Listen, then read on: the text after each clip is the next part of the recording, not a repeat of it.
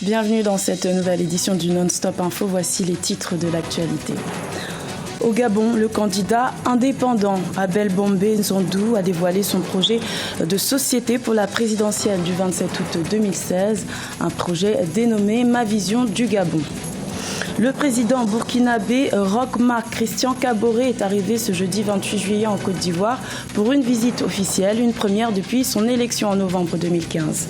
Et puis la capitale camerounaise Yaoundé accueille le premier forum interafricain sur la retraite. Cette rencontre devrait permettre d'améliorer l'accompagnement des retraités.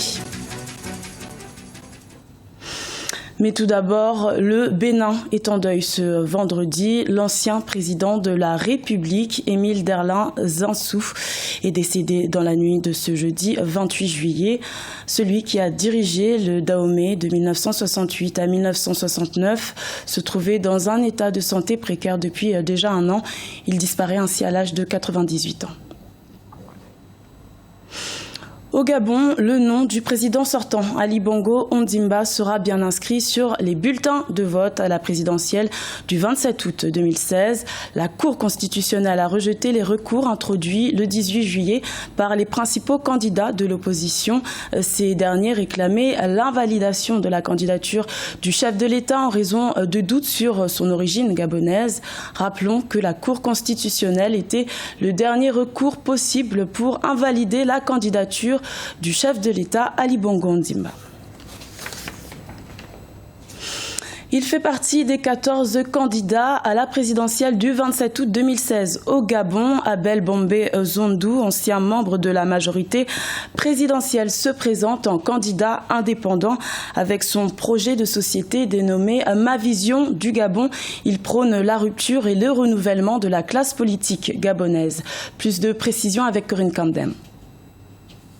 L'élection présidentielle au Gabon se tiendra le 27 août prochain. Le président sortant, Ali Bongo Ondimba, qui est dans la course à sa propre succession, sera opposé à 13 autres candidats, parmi lesquels Abel Bombe Nzondou, un ancien militant du Centre de libéraux réformateurs, âgé de seulement 46 ans.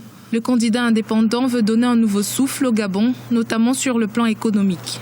Depuis les indépendances, il y a eu un mauvais départ économique. À partir du moment où le départ a été mauvais, même si vous arrivez, la première chose qu'il faut faire, c'est d'abord s'arrêter. L'homme politique remet en question la gestion de l'économie gabonaise par le président Ali Bongo Ondimba. Une gestion qui, selon lui, met un frein au développement du pays. Selon son programme de campagne, pour y remédier, des réformes administratives majeures dans les différents secteurs clés du pays devraient être mises en œuvre. Il faut réviser les accords commerciaux vers la France, notre mère patrie, si on peut se permettre de s'expliquer ainsi.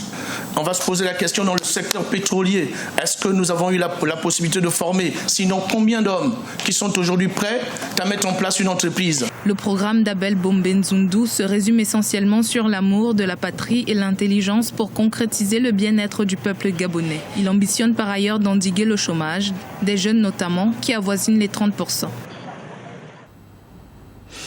Le président burkinabé Roch Marc Christian Kaboré est arrivé en Côte d'Ivoire ce jeudi 28 juillet pour une visite officielle.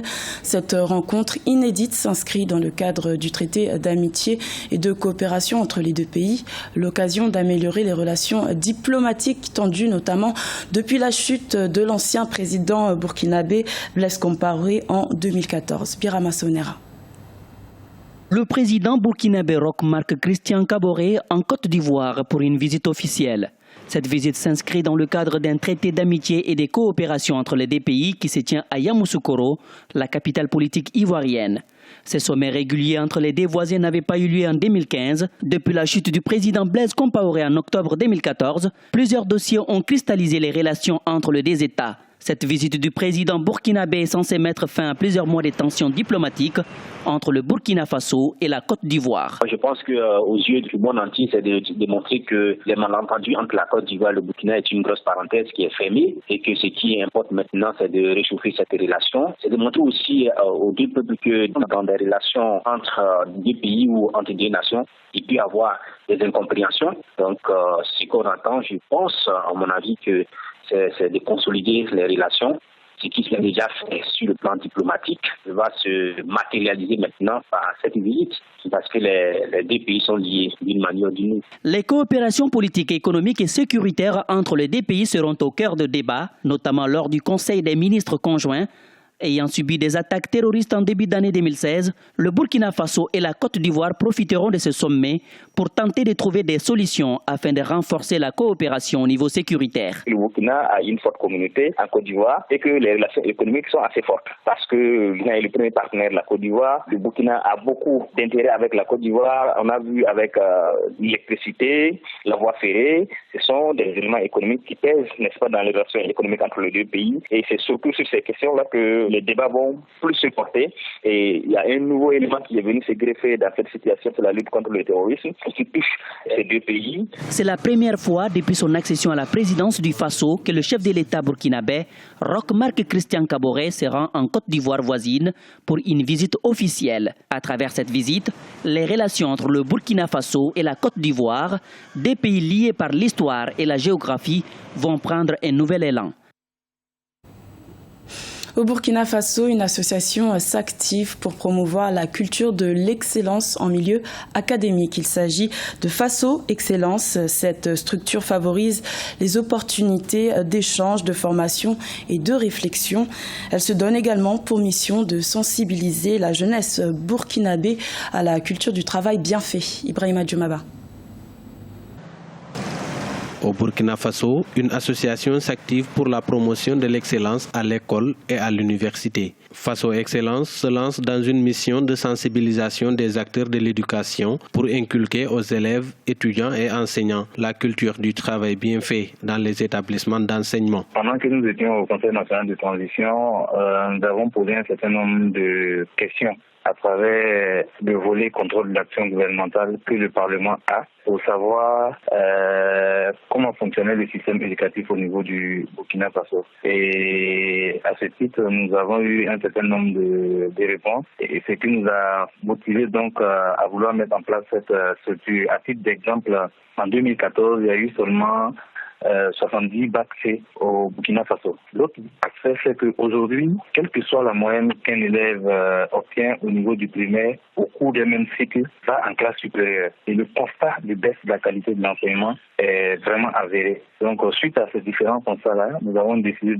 d'accompagner l'État. Faso Excellence s'est déjà déployé dans les 45 provinces du Burkina Faso. Afin de déconcentrer ses actions, l'association a initié plusieurs programmes de formation et de sensibilisation pour amener les acteurs de l'éducation à être exigeants en matière de qualité. Cette année, l'examen du BEPC, le brevet d'études du premier cycle, n'a enregistré que 29,41% de réussite, un taux jugé faible par cette association. La Semaine nationale de l'excellence académique, c'est une activité au cours de laquelle, durant une semaine, nous allons faire des conférences sur l'importance de l'excellence, l'importance d'avoir une éducation de qualité pour une nation. Et à la fin de cette semaine, d'ailleurs le dernier jour de la semaine, nous allons faire une soirée où nous allons récompenser, c'est-à-dire célébrer le mérite. Nous allons récompenser tous ceux qui ont les meilleurs élèves au CEP, au BEPC, au BAC.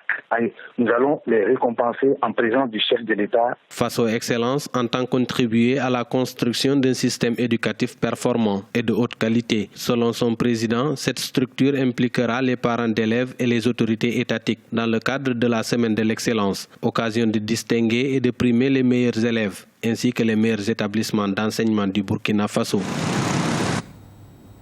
Le premier forum interafricain sur la retraite s'est ouvert le 27 juillet à Yaoundé au Cameroun. Cette conférence devrait permettre d'analyser les facteurs et les contraintes qui menacent les systèmes de retraite en Afrique. Une rencontre qui devrait également permettre d'améliorer l'accompagnement des retraités. Un reportage de notre correspondante au Cameroun, Viviane Bauken. Depuis près de 20 ans que Papa David est allé à la retraite, sa vie d'expert et d'homme d'affaires n'a plus jamais été la même. Il a perdu ses amis, son train de vie a basculé et sa santé a pris d'énormes coups. Aujourd'hui, il crie à l'abandon. Les pionniers de ces pays, l'indépendance, de la réunification et même de la stabilité de ces pays, c'est nous les vieux. Mais nous sommes abandonnés à nous-mêmes, ignorés totalement. Si je vous mets la main ici, vous allez trouver que j'ai des comprimés ici. Si je veux tomber quelque part, je bois. on ne connaît pas d'hôpital, rien. Quand on parle de la sécurité sociale, est-ce qu'on est concerné? Rien. Donc les retraités gérés par la CNPS sont complètement abandonnés à eux-mêmes. En janvier 2016, à la faveur d'un décret présidentiel, le chef de l'État, Paul Biya, revalorise les allocations familiales à près de 55%. Cette mesure, qui doit entrer en vigueur en 2016, ne satisfait pas les anciens retraités qui expriment leur déception. On bénéficie de rien dans tout ça. On a pensé seulement à la nouvelle jeunesse montante. Mais c'est mieux de commencer par les vieux. Eux, ils vont bien repartir. Ils vont même déjà. Il fallait quand même faire quelque chose pour nous. Mon dernier retraité dans l'océan, il a 38 000 francs par trimestre. Vous pensez qu'avec ça, là, il va vivre? C'est malheureux. Autant de malaises qui, aujourd'hui, entachent la vie du retraité au Cameroun. Dans les administrations publiques ou privées, les candidatures de prorogation de la date de départ à la retraite s'amoncellent. La retraite fait exactement peur parce que vous n'avez plus les moyens nécessaires pour pouvoir vivre quand vous avez en retraite. Et ces moyens nécessaires, il faudrait qu'on en pense. Est-ce que c'est parce que je suis parti en retraite que je deviens moins homme? Il faudrait que le gouvernement, les syndicats, les employeurs, nous puissions nous voir, nous regarder face à face et de voir exactement la reconversion des personnes qui partent en retraite. N'oubliez pas qu'il y en a certains au Cameroun qui partent en retraite à 50 ans. Donc qu'est-ce que nous avons prévu pour pouvoir occuper ces personnes pendant leur retraite? C'est de ça qu'il s'agit. À l'issue des travaux du premier forum interafricain sur la retraite qui s'est ouvert ce mercredi à Yaoundé, le Cameroun ambitionne de se positionner comme un des leaders en Afrique dans le domaine de l'expertise dans la gestion des systèmes de retraite. C'était le journal de la rédaction. Merci de l'avoir suivi. L'information continue sur Africa 24.